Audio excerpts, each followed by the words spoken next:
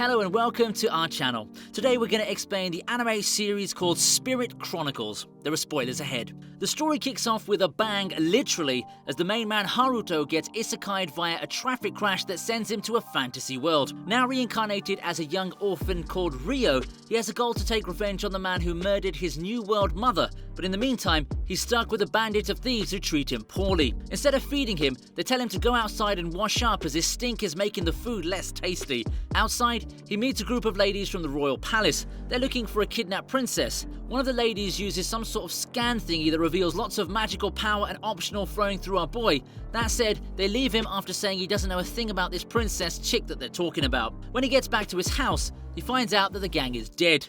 Then he hears a voice coming from a bag, and of course, it's the kidnapped princess. So he unties her and promises to get her to safety. Yet unbeknownst to him, an assassin is there, and he doesn't give a flying hoot about kids' lives. Thankfully, while knocked on the ground, a spirit shows up and tells our boy that he has lots of power and that she'll help him unlock it. With the process finished, he stands back and defeats the guy using the memories of him practicing martial arts with his earthly grandpa. After rescuing Princess Flora, Ryo, instead of getting thanked, gets captured under suspicion of being an accomplice in the kidnapping. He's later sent for some investigation, which turns out to just be torture by a douchebag knight in an attempt to get a false confession for them to avoid embarrassment for losing the princess. But he doesn't yield. When the princess wakes up, she tells the story of what happened and asks to see Ryo, who's been beaten near to death. However, since this is a fantasy isekai, he gets healed back to 100% by one of the ladies and is soon cleared of all charges, as well as granted an audience with the king. As a reward for rescuing Flora, Ryo is accepted into the Royal Academy. Although he's shunned by most of his peers due to his peasant origins, he finds comfort in the company of his instructor, Celia. Celia teaches him how to read and write the language of the New World, and being a university student in his previous life, he naturally excels in academic subjects for little kids,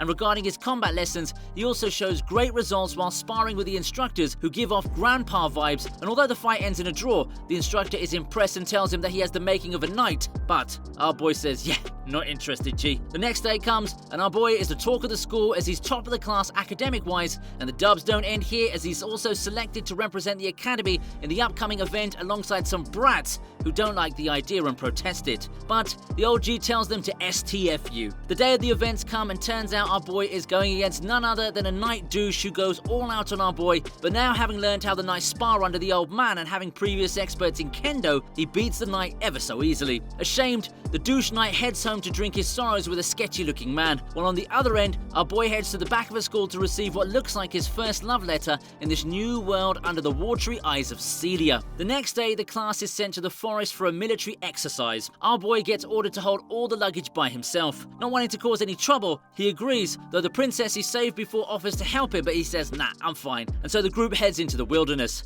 They arrive at a dead end and get cornered by monsters that are way too strong for practice purposes. At first, the kids weren't that afraid as the monsters wouldn't cause any real injury, but after learning otherwise the hard way, of course, one of the boys runs into the princess, knocking her down the cliff, so Ryo jumps and saves her, sending her back up safely. Meanwhile, Ryo decided to lay down after seeing some of the kids falsely accusing him of being the reason the princess fell. However, when a mentor attacks the kids and the princess, he's forced to come out and save them yet again. Later, we see one of the noblemen talking to the instructor of the school, saying how it was Ryo's fault that endangered their kid, as such the main man is forced to flee from the kingdom after saying goodbye to his flat-chested instructor. While traveling, Ryo comes across a street food cart that's selling noodles and pasta, which makes him think, what if more people made it out of this world? He later then heads to a guild that's kinda like a hotel, and from there he buys all his traveling necessities, assisted by a cute blue-haired maid, is later on revealed to be the one behind the making of the guild and pasta. Now he's got all he needs, Ryo writes one last letter to his instructor to say goodbye, before heading to the forest where he meets Latifah, a young beastkin assassin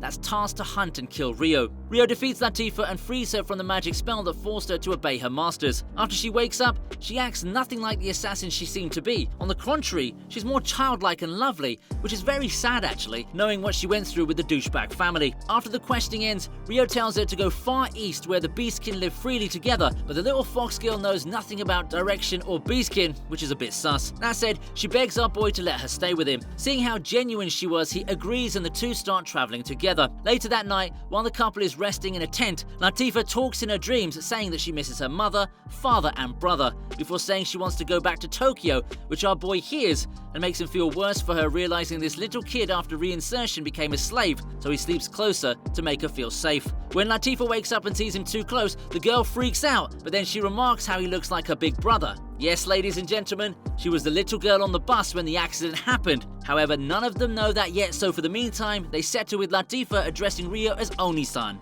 The next night, Rio is attacked by the beastkin of the Forest of Spirits when they assume he kidnapped Latifah merely because he's human. Rio tries to explain peacefully, but they don't listen and gang up on him, resulting in him being knocked out. He talks to his spirit guardian, telling him she's connected to him and he'll be okay, and then he awakens injured and chained. He gets welcomed by an elder lady that apologizes for their kin's actions and invites him to a sitting with the village elders, who also apologize for Rio and offer him anything he wants. So he asks the elders to take Latifah in and take care of her. He also asks if he can stay with the village for a while till the girl gets used to the village life, as she grew attached to him. They accept, and then a spirit comes out of thin air. She's the dryad spirit of the world tree. She reveals that there's a person spirit residing in our boy. A person spirit is what they call them, and the one within Rio is one of the few spirits that are strong enough to take the shape of a person. She also adds this spirit is much stronger than her, and that it's one of the 6 great ancient spirits. With the true nature of Rio's power out of the bag, the elders offer him the best treatment they can by giving him a luxury treehouse to stay in and 3 beastkin ladies to take care of him and Latifah. However, not all things are sweet, as we see the shady figure behind the practice attack is making a move that took a whole year later to do. When Rio's about to depart to the land of his ancestors, Latifah gets heartbroken at the thought of separating from her adoptive brother and runs away in tears. Meanwhile, the beastkin took note of a human in the forest, and when they arrived to question him, they noticed he was holding an egg. The guy escaped using a griffin, but suddenly a swarm of wyverns appear behind him. The sketchy man kills him remotely whilst he's in the wyvern nest taking all their eggs. Back to the action, the man falls to the ground and the egg breaks at Latifah's feet. When the dragon thing gets down and sees the egg, it gets enraged and attacks the kawaii fox girl. Thankfully, Rio arrives in the nick of time, and by using his newfound abilities, he defends his friends. The next day, he has a talk with his sister. They both tell each other that they come from Japan, but they don't know yet they were on the same bus when the accident happened. The village thanks Rio for defending them, and each elder gives him a unique gift. From weapons and armor to food and storage devices, he now has all that he needs to continue the journey successfully. 2 months after leaving the forest, Rio arrives in the country of Yagumo, where he meets the chief of the village, an old lady that turns out to be his grandmother. She takes him to a remote location where his parents' graves are and tells him she can't say right away why his parents left, but with time she might be able to. Until then, she offers him a stay at her house along with his cousin, who is 100% made from hot waifu material. Sadly, this fine material is also noticed by scumbags who try to assault her and his new female friend. Rio, who beats his way to the girl's room, sees the alpha douche above the chick, making him reminisce about his mother's death, so overcome with rage, he ends up almost killing the attackers. After the scumbags get detained, he goes to the hills to ponder his actions and thinks to himself about how he's becoming more like his earthly self rather than Rio. The next day, he apologizes to the people for the scene he caused, but they're not mad about it and rather thankful that he was there to protect them, and with that, they enjoy some good food. The next day, Rio's grandma hands a letter to one of the officers to deliver it to his father. After that, Rio and his group heads off towards the capital. After several days, Rio and the group arrive in the capital. Our boys head out to enjoy the city. Later, we see the officer has handed the letter to his father, who seems shocked after reading it. He tells his son to meet with this Rio and to bring the boy to him, who in turn introduces him to the king and queen of the land, which turns out to be the parents of his mother. Rio learns his father was a strong warrior who fought against the neighboring kingdom and was the guardian of his mother, but while the kingdom was doing a peace treaty signing with the neighboring kingdom, the prince of that kingdom took a liking to his mother, so he sent a man to kidnap her. However, his father saved her and the kidnapper died in the process, so the other kingdom asked for his head for the peace signing to continue. Now, although it doesn't make any sense, the king and the party had no other choice but to marry the princess and his father in secret before making them flee the country. After revealing all that, Rio's grandparents ask him to reveal the horrible truth about his mother's death and his deep hatred towards the man responsible for it. Then, the king asks Rio to duel with one of his mother's past guardians and the strongest warrior as a test of his strength and whether he can continue on his quest for revenge against the man who was strong enough to kill his father. Rio accepts and wins, showcasing his strength and resolve to avenge his mother to his grandparents.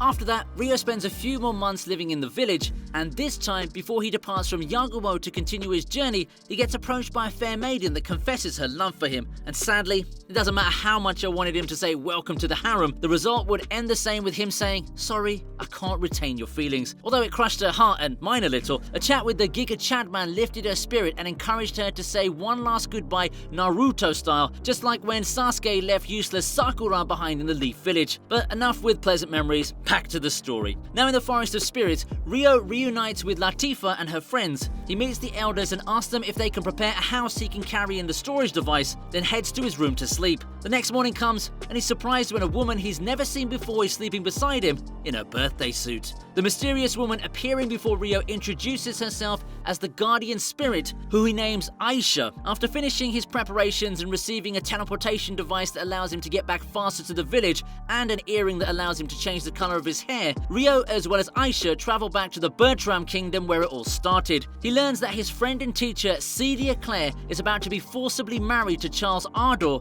an old enemy of his. This is all happening because, after a crushing defeat in a war, the royal family had lost their power. When Ryo reunites with Celia and talks a bit till it becomes clear even to a blind man that she must marry Charles for political reasons, but she doesn't admit it as she doesn't want to make more trouble for the lover boy. She thanks Ryo for meeting her once more and sends him away. Ryo has doubts if he should stop the wedding or not. Then we get to meet one of the princesses who stayed in the country, and she's grown so much in the last 4 years, which is kind of weird to see when you're standing next to Celia, who hasn't changed one bit. But anyway, we're not here to talk about plot holes in an isekai. We're here to see our boy man the F up and play his role as an isekai hero. And an isekai hero he is, as Ryo stops the wedding with the approval of Celia while acting like a kidnapper. He sweeps the girl up and saves the damsel in distress by stealing a page out of his father's book. He proceeds to escape out of the kingdom with the help of Aisha, of course. He manages to shake the guards off him and they end up in the mountains where he sees space-time rifts, indicating the summoning of other Japanese entities under the request of Aisha, who seems troubled. He then goes to rescue 3 kids kidnapped by bandits for slave trading purposes. However, the big surprise turns out to be Ayase. His childhood friend slash crush is one of the isekai kids. You heard that right. The studio decided to end the series on a cliffhanger where the main man meets his crush yet again. And oh boy, we can't wait for season 2 to see how the harem situation plays out. Until then, we'll continue delivering some of the best recaps out there, so stay tuned.